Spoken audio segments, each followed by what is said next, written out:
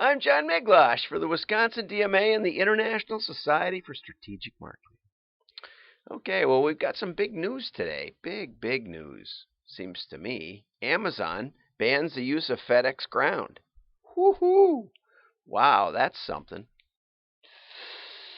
And to be honest, I've always told vendors when I order, don't send it FedEx ground, because usually that stuff is for shipping things like, we just bought some UPS batteries and it came FedEx ground. UPS, not the stuff that goes in the trucks. Uninterruptible power supply, but it's really heavy. And too often when people ship those to us, if I'm not here in the office at the moment they come, FedEx will take it 25 miles back to the sorting house and tell us to go pound sand, essentially. And it's very, very inconvenient. And so we basically tell everybody, don't ship FedEx ground.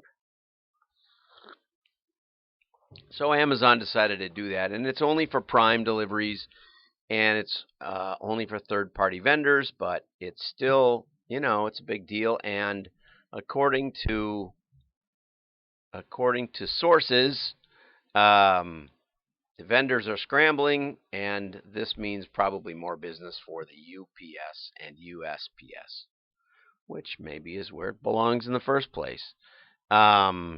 Amazon, according to Target Marketing Magazine, is forced to be ruthless in its measure of carrier performance because the world is very happy to criticize.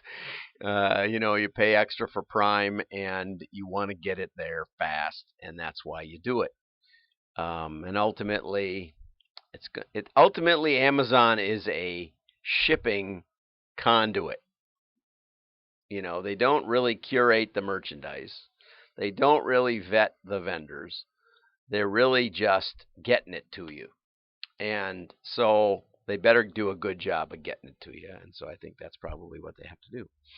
Now, here was a really interesting article. And it was about discovering your customers' unmet needs. Okay, what's that about? And I know, and I was going to skip this, Daniel, I have to say. If you're with me, I invited Daniel to join us.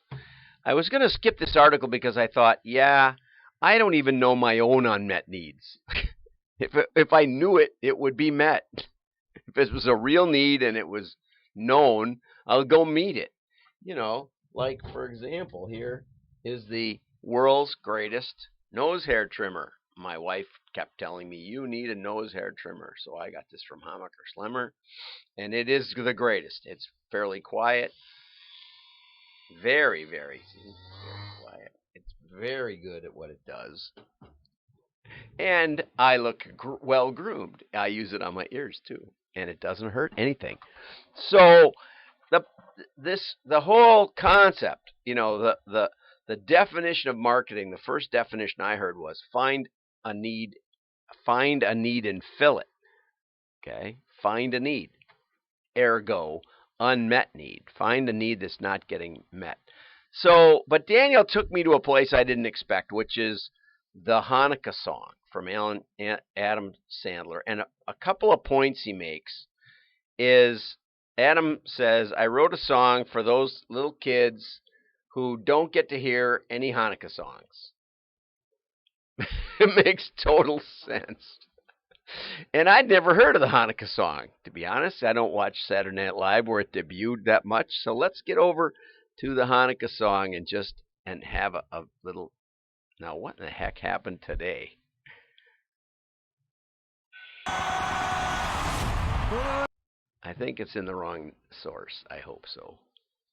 Let's go over here. Every day it's an adventure. Okay, there we go. There we go. Here comes Adam Sandler with the Hanukkah Song. Here comes Hanukkah. So much Hanukkah to celebrate Hanukkah. It's really popular. Hanukkah is the festival of lights. It's instead of 1 day of presents, we get 8.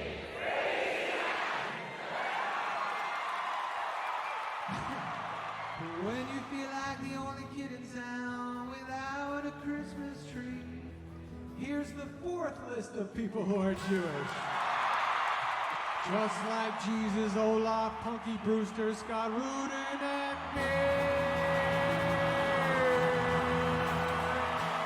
And it goes on in a kind of a silly format. And if you don't know much about Hanukkah, during the Maccabee revolt against the Greek domination of the land of Israel, they weren't able to get oil to the menorah, okay? And so they prayed that it stayed lit because that was a symbol of the presence of God, I believe. And this, you might want to fact check all of this.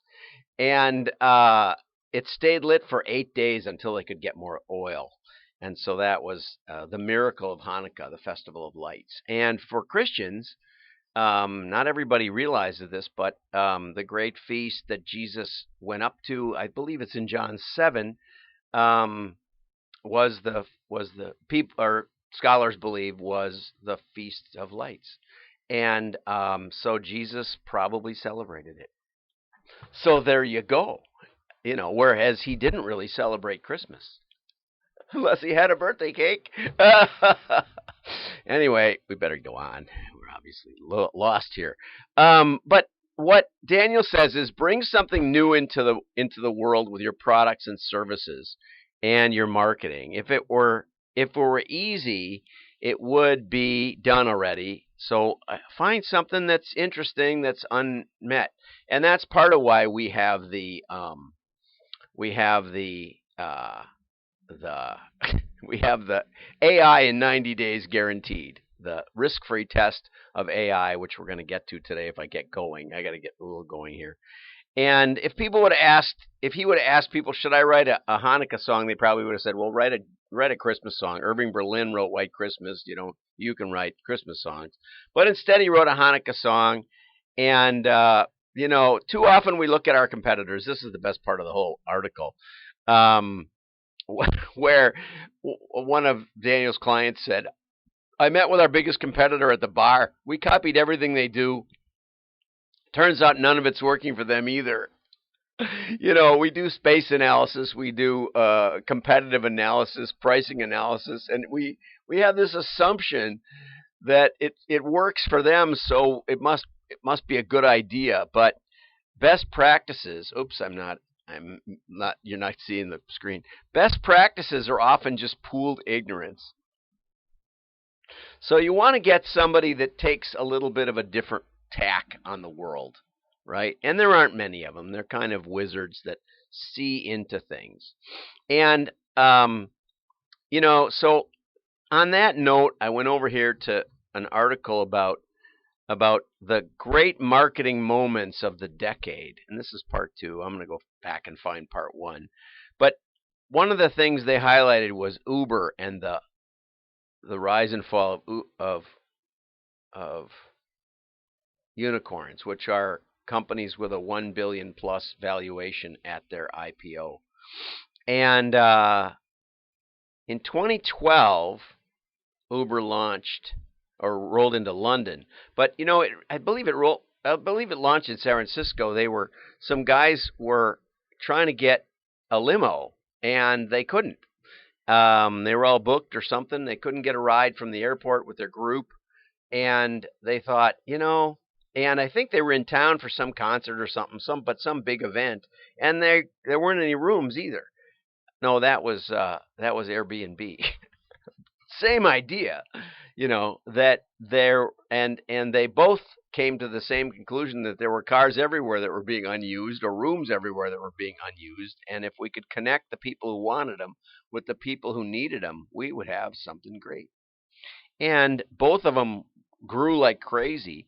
But then they got into trouble with with labor laws in 2018.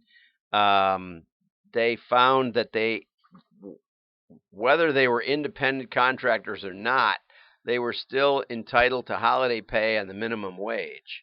And I think that's different state to state and country to country. But and they had the biggest first day dollar loss in IPO history, and their London has banned them for safety concerns. I used Uber in San Francisco a couple of times. It worked great in Rome the first time I tried it. We were by the Pantheon, I think it was, and in the middle of we didn't know where we were, how to get back, and so I said, well, let's try this thing, and it took me about 40 minutes to get it working, and I hit go, and within 2, 3, 4 minutes, a big black Mercedes pulled up, brand new Mercedes.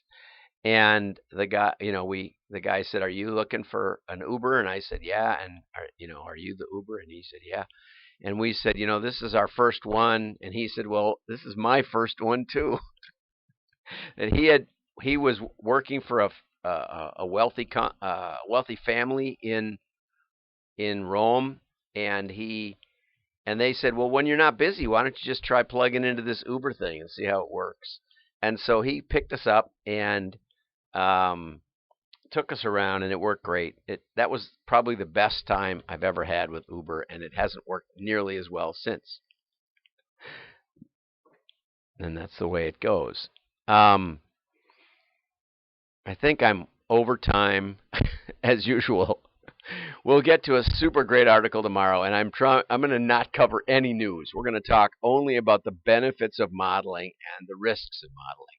And Stephen Yu, my friend Stephen, we're going to feature his article tomorrow. So we're going to none of this news that gets me off track. But the truth is, find a need and fill it, and you will. This is great. Netflix is another great example. I didn't realize how long this article was.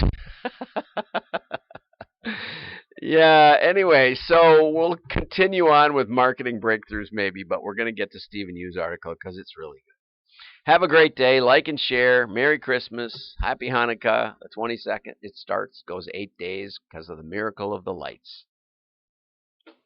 Bye-bye.